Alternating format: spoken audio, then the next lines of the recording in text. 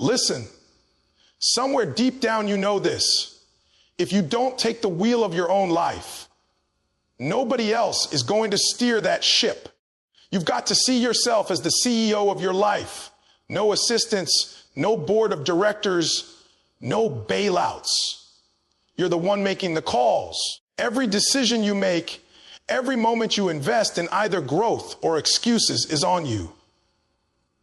When you start treating your time, your health, and your dream like a Fortune 500 company, everything changes.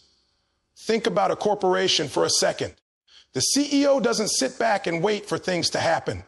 They set the vision. They allocate resources. They protect the culture.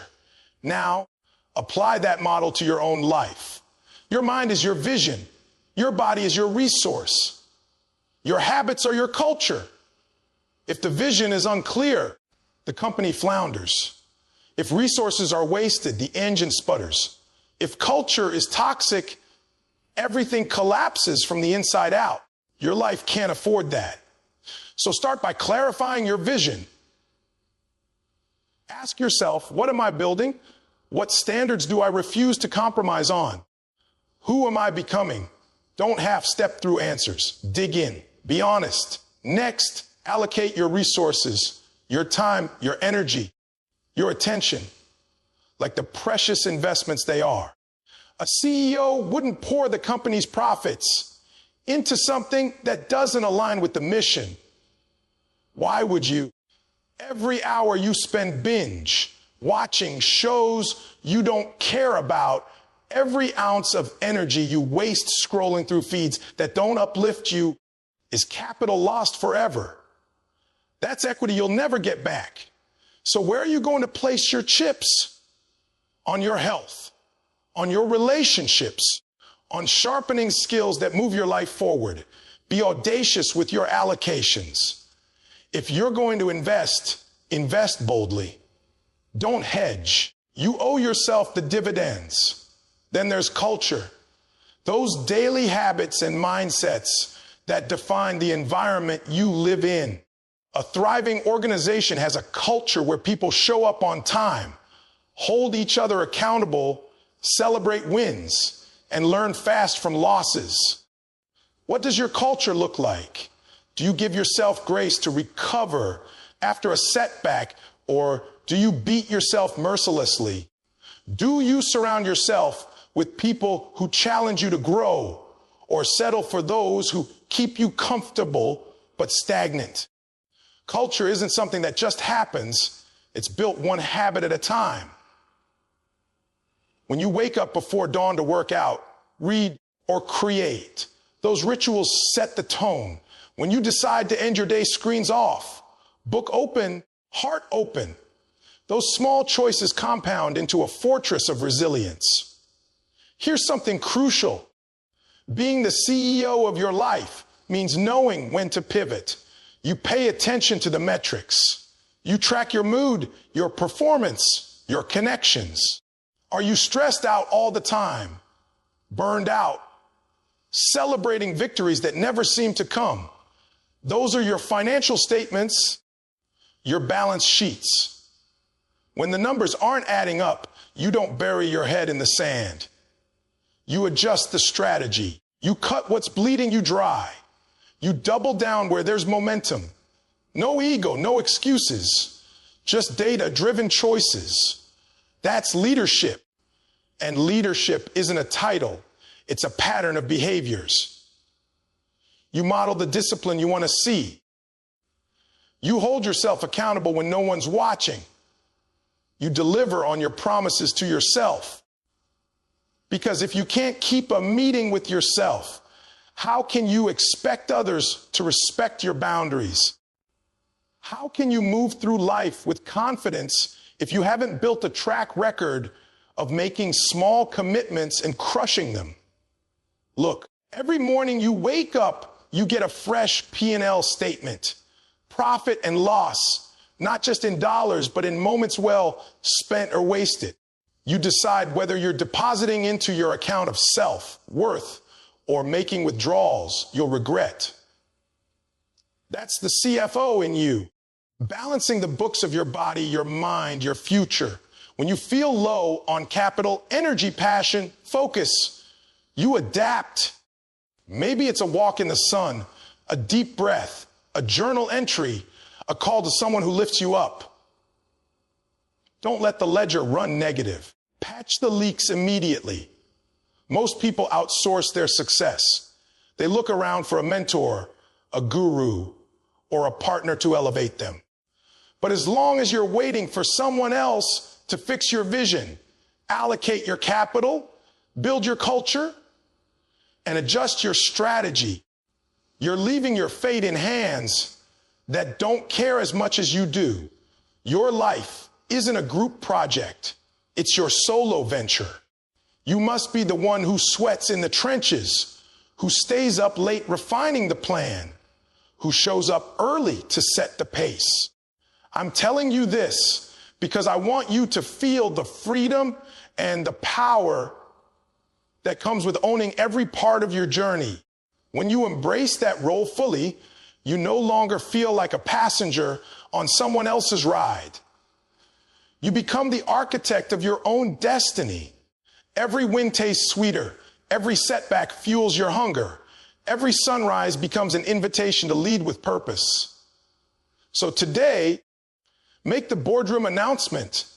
You are the CEO of your life. You're crafting the mission statement. You're deploying your capital. You're shaping your culture. And nothing, no excuse, no fear, no outside circumstance will ever have the power to derail you unless you hand it over. Command the room. Command your days. Command your life. Because at the end of the day, you are the CEO of your life. Listen to me. I need you to get this. No one is coming to save you. I know that might hit hard, but it needs to. Because the longer you wait on somebody to show up and fix your life, the longer you stay stuck. The truth is, nobody owes you a breakthrough. Nobody is responsible for your dream. Nobody's going to hand you the life you say you want. It's on you. You've got to decide right now that you're done waiting, done hoping, done sitting around thinking someone someday, somehow is going to come along and make it all better. That's not how it works. If you want different, you've got to move different. You weren't born to be rescued. You were born to rise. You were born to struggle, yes, but also to stretch. And there's something powerful that happens when you stop expecting the world to carry you and start building your own strength. That's where real transformation begins. That's when you stop blaming the past and start building the future. But it takes ownership. It takes you looking in the mirror and saying, if it's going to change, it's got to be me. Too many of us are sitting around waiting on a phone call, waiting on a raise, waiting on an apology, waiting on motivation. Listen, what if that call never comes? What if they never say sorry? What if the opportunity you're hoping for is never handed to you? What are you going to do then? Fold, settle, let your dream die in the waiting room. Or are you going to get up, grind it out, and go build the door if nobody opens one?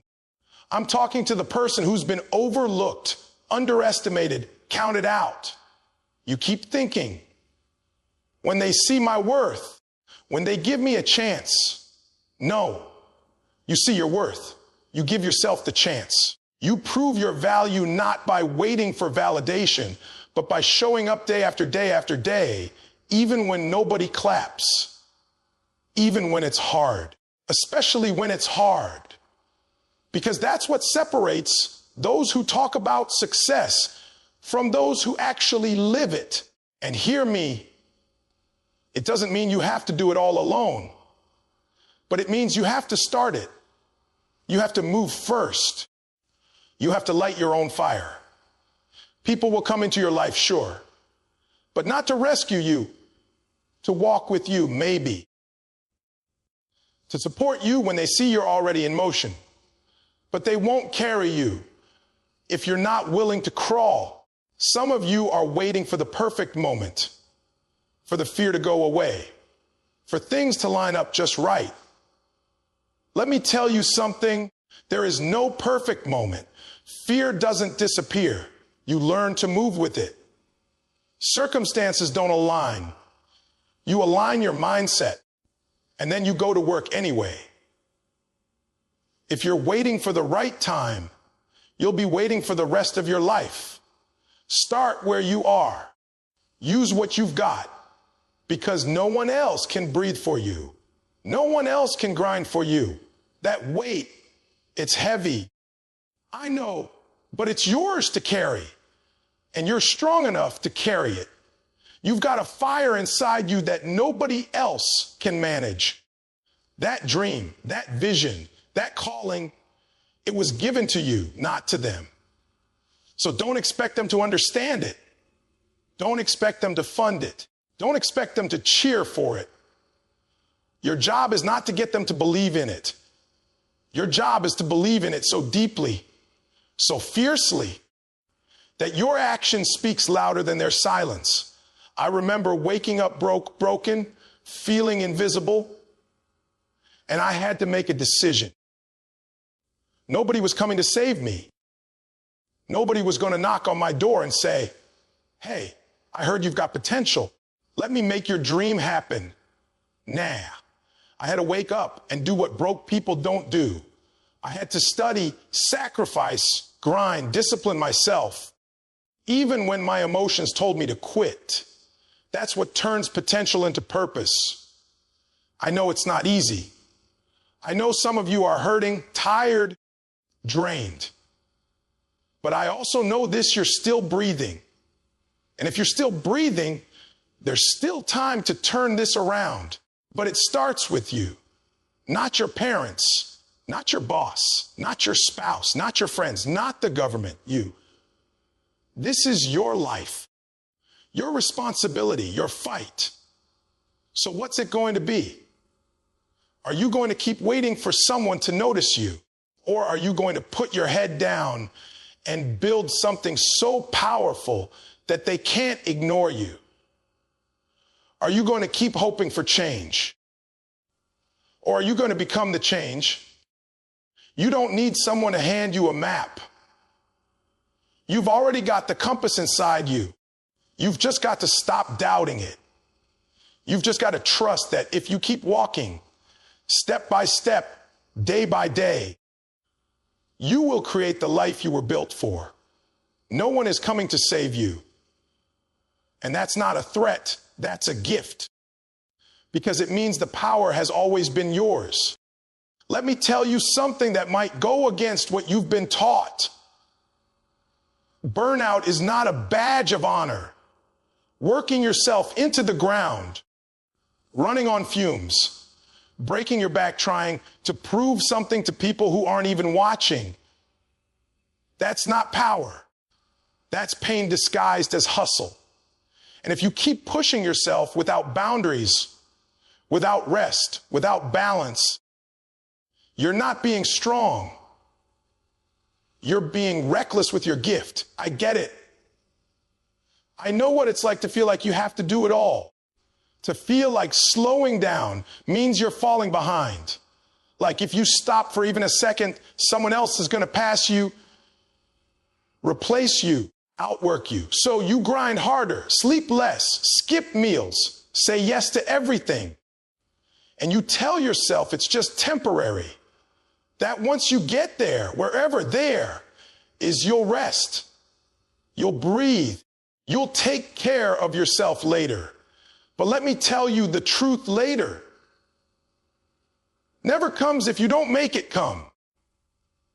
There is no future version of you that magically gets better while you treat your body and mind like they're disposable. You can't keep pouring from an empty cup and expect to overflow. That math don't add up.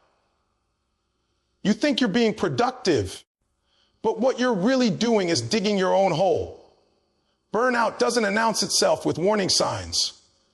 It creeps in slowly, silently, until one day you wake up and you've got nothing left. The fire's gone. The passion is dry.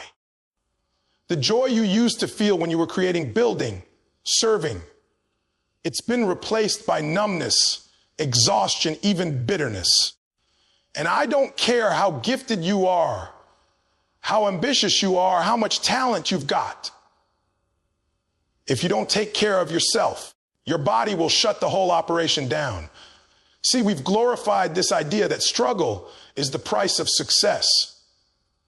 And yes, struggle is part of the process, but suffering is not the strategy. You don't need to suffer endlessly to prove you're worthy of success. You don't need to burn out to show you're all in. Real champions know how to protect their energy. They know when to go hard and when to pull back and reset. They know the grind isn't just about working. It's about working wisely. It's about sustainability, longevity, showing up tomorrow just as strong, if not stronger, than you did today. I'm talking to the one who keeps putting everyone else first, who's always available, always saying yes, always showing up, even when you're drained. You're running on a soul overdraft. And every time you push through without replenishing, you're going deeper into debt with yourself. You think you're doing the right thing, but what you're doing is breaking trust with your own body, your own spirit. And eventually, you pay interest on that neglect. Let me be clear. Self-care is not weakness. It's not selfish.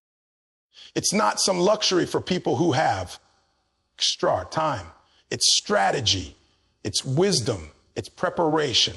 When you take care of yourself, you think clearer. You make better decisions. You speak with more clarity. You show up for others with real presence, not performance. You lead from a place of wholeness, not exhaustion. If you're tired, rest. If your soul is heavy, unplug. If your body is aching, listen to it. Don't wait until you're forced to slow down. Don't wait until something breaks. Because when you don't choose rest, your body will choose it for you. And it doesn't ask for permission. You're not a machine. You're not a robot. You're a living, breathing vessel with limits. And those limits are not flaws. They're signals. Signals that say, hey, I need to refuel. I need to breathe. I need to be human. And if you ignore those signals long enough, you'll lose more than time. You'll lose yourself. Some of you think if you stop, you'll lose momentum. But here's the truth. Stopping is not the same as quitting. Resting is not the same as retreating. Sometimes stopping is the smartest move you can make. It's how you recalibrate, how you get quiet enough to hear what your next move is. Because hustle without direction is just motion. And motion without clarity is how people get lost. I need you to start treating yourself like someone worth protecting, like someone worth investing in. You take your phone off the charger and it runs out of power, right? What makes you think you're different? You need to recharge too. You need silence, sleep, stillness, not once a year, but regularly, consistently, intentionally. There is no reward for running yourself into the ground. Nobody's handing out trophies for the most tired, most stressed, most worn out version of yourself. Stop acting like burnout is a sign of greatness. It's not. It's a warning sign that something's out of alignment. And you've got to stop long enough to realign. You've got to look yourself in the mirror and say, I deserve better than this. I deserve to win without destroying myself in the process. Because listen to me. The grind is not supposed to kill you. It's supposed to build you. And you can't build anything if you're too broken to stand. So protect your energy. Guard your peace. Take care of you. Because burnout is not a badge of honor. Let's clear something up right now. Self-care is not selfish. I don't care what they told you. I don't care if you grew up thinking that resting made you weak or that saying, no, made you lazy. That's a lie. That's a lie designed to keep you stuck in a cycle of depletion, burnout, and guilt. But real power, real growth, it begins when you stop treating your well-being like an afterthought and start treating it like your foundation. Self-care is not some side project.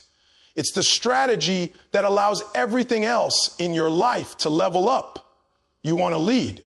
Start by leading yourself. You want to be strong for your family, your team, your dream. Start by being strong within. You can't lift others when you're falling apart. You can't carry a vision when you're crushed under the weight of your own neglect. Taking care of yourself is how you protect your gift. It's how you stay in the game. You don't win long term by burning bright and dying quick. You win by staying consistent. And you stay consistent by making sure you're not running on empty. See, too many people think self-care is about candles and bubble baths. No, I'm talking about the kind of self-care that takes real discipline. The kind that says, I'm going to bed instead of scrolling. The kind that says, I'm putting my phone on do not disturb because I need peace. The kind that says, I'm choosing a workout over one more episode, or I'm choosing a journal and silence over chaos and drama. That's the kind of self-care that transforms you. Not comfort, commitment. Not indulgence, intention. You've got to treat yourself like someone who matters, like someone who's going somewhere. You've got to ask, if the version of me that reached the next level looked back at me today, would they be proud of how I'm treating myself? Would they see a person who is protecting their energy, guarding their thoughts, feeding their soul? Or would they see someone too distracted, too tired, too reactive to even hear their own inner voice? You can't build something great when your mind is foggy, your spirit is heavy, and your body's begging for rest. It doesn't work that way. Greatness doesn't come from grinding until you break. It comes from managing your life like it matters.